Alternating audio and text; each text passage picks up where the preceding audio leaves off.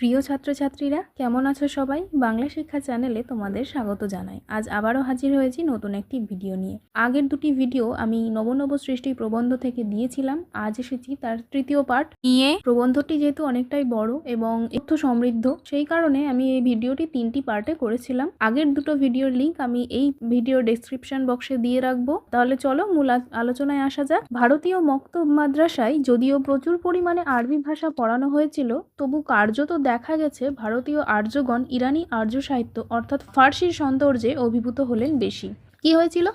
ভারতীয় মক্তব মাদ্রাসা অর্থাৎ ভারতীয় মাদ্রাসাতে যদিও প্রচুর পরিমাণে আরবি ভাষা পড়ানো হয়েছিল, ভারতীয় মাদ্রাসাতে আরবি ভাষা পড়ানো হয়েছিল এবং বর্তমানে যেসব মাদ্রাসা আছে সেখানেও কিন্তু আরবি ভাষা পড়ানো হয়, তবুও কার্যত দেখা গেল ভারতীয় আর্যগণ ইরানি আর্য সাহিত্য অর্থাৎ ফার্সির সৌন্দর্যে বেশি অভিভূত হলেন। কিন্তু ভারতীয় মাদ্রাসায় আরবি ভাষা পড়ানো সত্ত্বেও কি দেখা গেল যে ভারতীয় আর্যগণ মানে ভারতের যে আর্য সম্প্রদায় ছিল তারা কিসের প্রতি অ্যাট্রাক্ট হলো বা আকর্ষণ করলো? ইরানি আর্য সাহিত্য অর্থাৎ ফার্সি। উর্দু সাহিত্যের মূল সুর তাই ফার্সির সঙ্গে বাঁধা, আরবির সঙ্গে নয়। সেই কারণে উর্দু যে সাহিত্য আছে তার মূল সুর ফার্সির সঙ্গে বাঁধা, মানে ফার্সিকে কেন্দ্র করে, ফার্সি ভাষাকে কেন্দ্র করেই কিন্তু উর্দু সাহিত্য রচনা করা হয়েছে। আরবির সঙ্গে উর্দুর কিন্তু কানেকশন নেই বললেই চলে। হিন্দি গদ্যের উপরেও বাইরের যে প্রভাব পড়েছে সেটা ফার্সি, আরবি নয়। হিন্দি গদ্যের উপরে মানে হিন্দি ভাষায় যেসব গদ্য রচনা করা হয়েছে তার উপরে কিসের প্রভাব পড়েছে? তার উপরেও ফার্সির প্রভাব পড়েছে, তার উপরেও আরবির প্রভাব পড়েনি। বলতে গেলে ভারতের যে কোনো সম্প্রদায়ের মধ্যে বা যে কোনো ভাষাতেই ফার্সির প্রভাবটাই যেন বেশি পড়েছে, ভারতে আরবির প্রভাব খুব একটা পড়েনি। একদা ইরানের যেরকম আর্য ইরানি ভাষা ও সেমিতি আরবি ভাষার সংঘর্ষে নবীন ফার্সি জন্মগ্রহণ করেছিল। এই লাইনটা তোমরা আন্ডারলাইন করে রাখবে। এটা থেকে একটা প্রশ্ন আসতে পারে যে নবীন ফার্সি জন্মগ্রহণ করেছিল কিভাবে? সেটা উত্তর হবে যে একসময়ে ইরানে আর্য ইরানি ভাষা এবং সেমিতি আরবি ভাষার সংঘর্ষে বা মিলনে বলা যেতে পারে, এই দুই ভাষার সংমিশ্রণে নতুন একটা ভাষার সৃষ্টি হয়েছিল যার নাম নবীন ফার্সি। ভারতবর্ষে সেই সংঘর্ষের ফলে সিন্ধি, উর্দু ও কাশ্মীরি সাহিত্যের সৃষ্টি হয়। ইরানে একসময় যে এই সংমিশ্রণ হয়েছিল তার ফলে সেখানে নবীন ফার্সি জন্মগ্রহণ করেছিল, কিন্তু সেই সংমিশ্রণের ফলে ভারতে কি হয়েছিল? ভারতে হয়েছিল সিন্ধি, উর্দু এবং কাশ্মীরি সাহিত্য। কিন্তু আরবির এই সংঘর্ষ ফার্সির মাধ্যমে ঘটেছিল বলে, এই যে আরবির এই সংঘর্ষ কিসের মাধ্যমে ঘটেছিল? ফার্সির মাধ্যমে ঘটেছিল বলে বা অন্য যে কোনো কারণেই হোক, ভারতবর্ষীয় এই 3 ভাষা ফার্সির মতো নবনব সৃষ্টি দিয়ে ঐশ্বর্যশালী সাহিত্য সৃষ্টি করতে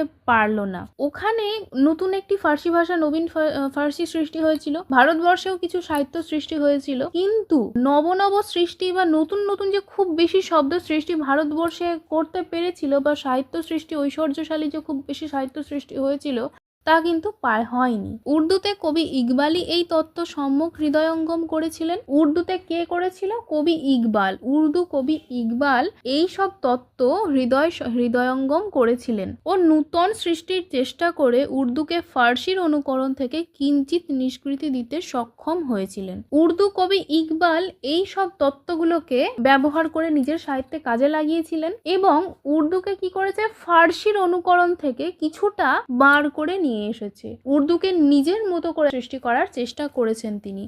ফার্সিকে খুব একটা অনুকরণ করেননি। বাঙালির সর্বশ্রেষ্ঠ সাহিত্য সৃষ্টি তার পদাবলী কীর্তনে। বাঙালির সর্বশ্রেষ্ঠ সাহিত্য কোনটি? তার পদাবলী, অর্থাৎ বৈষ্ণব পদাবলীর কথা এখানে বলা হয়েছে। বাঙালির সর্বশ্রেষ্ঠ সাহিত্য হলো বৈষ্ণব পদাবলী। এ সাহিত্যের প্রাণ এবং দেহ উভয়ই খাঁটি বাঙালি।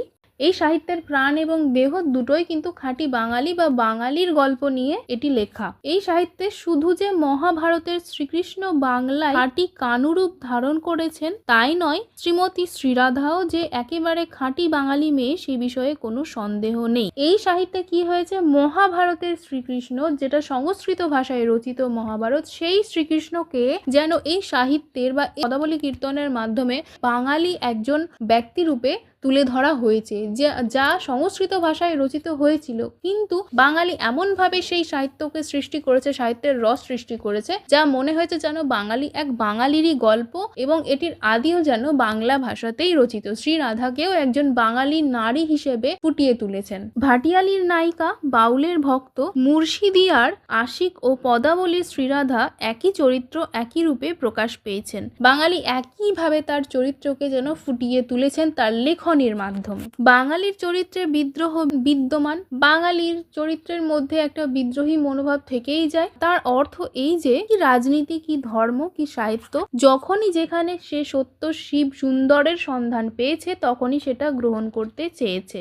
বাঙালির একটি বিদ্রোহী মনোভাব বিদ্যমান রয়েছে সব ক্ষেত্রেই। বাঙালি কি করেছে, রাজনীতিও দেখেনি, ধর্মও দেখেনি এবং সাহিত্যও দেখেনি। যেখানে সে সত্যি শিব সুন্দরের সন্ধান পেয়েছেন, অর্থাৎ যেখানেই নতুন কিছু বাঙালি খুঁজে পেয়েছে সেটিকে সাদরে গ্রহণ করে আপন করার চেষ্টা করেছে এবং তখন কেউ গতানুগতিক পন্থা প্রাচীন সাহিত্যের দোহাই দিয়ে সে প্রচেষ্টায় বাধা দিতে গেলে তার বিরুদ্ধে বিদ্রোহ করেছে। মানে বাঙালি যে কোনো নতুন যখনই পেয়েছে তাকে সাদরে গ্রহণ করেছে, কিন্তু কেউ যদি সেই গ্রহণের সময় বাধা দেওয়ার চেষ্টা করেছে যে গতানুগতিক পন্থার দোহাই দিয়ে বা প্রাচীন ঐতিহ্যের দোহাই দিয়ে, যে বাঙালির গতানুগতিক পন্থা এটি নয়, তুমি নতুন কেন নিচ্ছ, বা প্রাচীন ঐতিহ্য এটি নয়, তুমি নতুন কেন নিচ্ছ, সেইভাবে যদি কেউ সেই প্রচেষ্টায় বাধা দিতে গিয়েছে বা তার বিরুদ্ধেও বাঙালি বিদ্রোহ করেছে।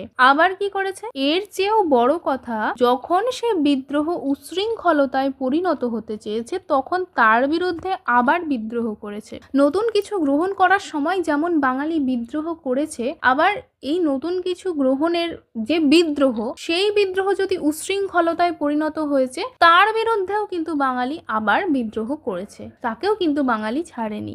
এই বিদ্রোহ বাঙালি হিন্দুর ভিতরই সীমাবদ্ধ নয়, বাঙালি মুসলমানও এ কর্মে পরম তৎপর। ধর্ম বদলালেই জাতির চরিত্র বদলায় না। এই বিদ্রোহ শুধু যে বাঙালি হিন্দুরাই করেছিল তা কিন্তু নয়, বাঙালি মুসলিমরাও এই বিদ্রোহে যোগ দিয়েছিল। বাঙালি হিন্দু হোক বা বাঙালি মুসলিম হোক, তার ধর্ম আলাদা হলেই যে বাঙালি জাতি তার নিজের চরিত্র থেকে বেরিয়ে আসবে তা কিন্তু নয়। চরিত্র বা তার মানসিকতা কিন্তু একই রকমই থাকে। তোমরা শেষে এখানে দেখতে পাবে সংক্ষেপিত ও সম্পাদিত, অর্থাৎ এই প্রবন্ধটি আরো বড় ছিল, সেখান থেকে কিছুটা অংশ নিয়ে তোমাদের পাঠ্য বইয়ে অন্তর্ভুক্ত করা হয়েছে। তাহলে এই প্রবন্ধটি তোমাদের কেমন লাগলো তা কমেন্টে অবশ্যই জানিও। যদি ভালো লাগে তাহলে লাইক, শেয়ার এবং সাবস্ক্রাইব করে দিও। আবারও আসবো নতুন কোনো ভিডিও নিয়ে। ধন্যবাদ।